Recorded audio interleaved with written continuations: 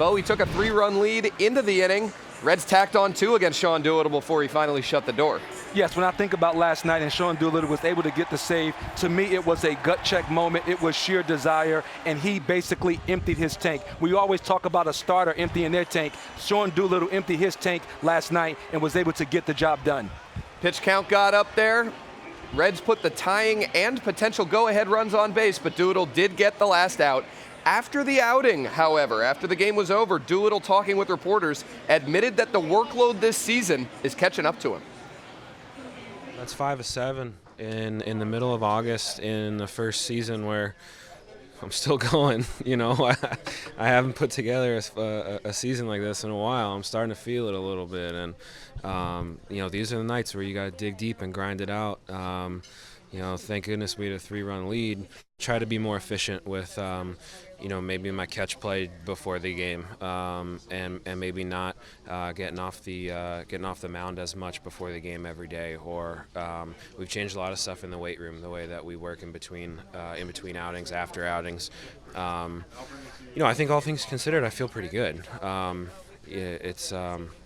you know, it's just something that I haven't done in a little bit, and gonna have to adjust and you know, keep it going. It's mid-August, everybody's gassed. You know, it's a marathon for sure, and the good teams find a way, the good players find a way to catch that second wind, and you know, you really want to be playing your best baseball in September and peaking at the right time, and there's still every opportunity to do that. You know, I've hit a couple speed bumps here recently. It hasn't been as smooth as I wanted it to be, but I can still accomplish everything. The team can still accomplish everything that we set out to at the beginning of the season. So, you know, we're going to keep our heads down. We're going to keep working. And like I said, we want to make sure we're playing our best baseball down the stretch in September.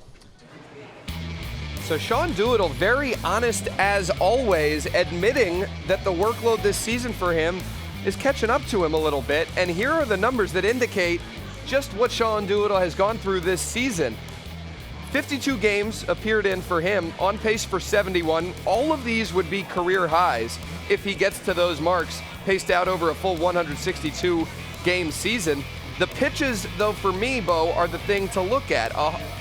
He's already got 902, on pace for more than 1,200. His high over the last 4 seasons for Doolittle was 786, and his career high is just over 1,000. So this is uncharted territory for a guy that has shoulder history in his past, and the Nationals need in the 9th inning if they're going to be effective in September and October. Well, the key there is being effective in September and October. And we have to look here, we're at August the 12th, and we have to deal with the reality that's in front of us. And the reality here is Sean Doolittle has been worked to a point in which, like we said, it's unprecedented for him. Do we want him to be our closer? Absolutely, he is the closer. But let's just face it, this was not the same bullpen we have today early in the season when this bullpen had to lean on Sean Doolittle to get more than 3 outs and to come in the 8th inning to secure some wins that this team probably would not have gotten had Sean Doolittle not did what he did early in the season. So you look at this body of work and you look where we're at right now. It's going to be Dave Martinez and the organization's job to take care of Sean Doolittle, give him the rest that he needs between now and September the 1st when the rosters expand and you're going to have more options. There may be times where you have a 3-run lead, but that's a day in which you've already decided that Sean Doolittle is going to be down. That can be a night like tonight where you decide that Sean Doolittle is going to be down, and one of those other guys are going to have to come in and close. That's why it's called the team. You hear Dave Martinez all the time talk about we need all the guys. What we need right now is the rest of those guys to pick up Sean Doolittle because he picked up everyone else early in the season. Not to mention a situation like last night, the Nationals had a 5-run lead in the 8th. If a 0 is put up there, Doolittle isn't even in the game in the 9th inning. Now, another issue for Sean Doolittle, if you want to call it that, is that he relies mostly on just one pitch, that 4-seam fastball at the top of the zone. Check out his numbers this season compared to past seasons with that 4-seam fastball. Opponents hitting 265 off of it, slugging 438, nearly double what they slugged off of that pitch last year when he was so dominant. A couple months ago, I talked with Sean Doolittle in a behind-the-scenes segment about his 4-seam fastball. he said that he feels like it's actually more than one pitch when he's effectively throwing it to different spots in the strike zone. Early in my career, I would get really, really nervous because I felt like I was becoming super predictable because I threw such a high percentage of one pitch. As I've gotten older, I've realized that it's almost good that they know it's coming because I feel like I can exploit that aggressiveness. I give them what they want to see. I give them the fastball that they're looking for and that they're expecting, but I feel like I can move it around the zone, put it just above the top of the zone, just inside off the plate, and get them to swing at the pitch that they thought was coming, but on my terms, if that makes sense.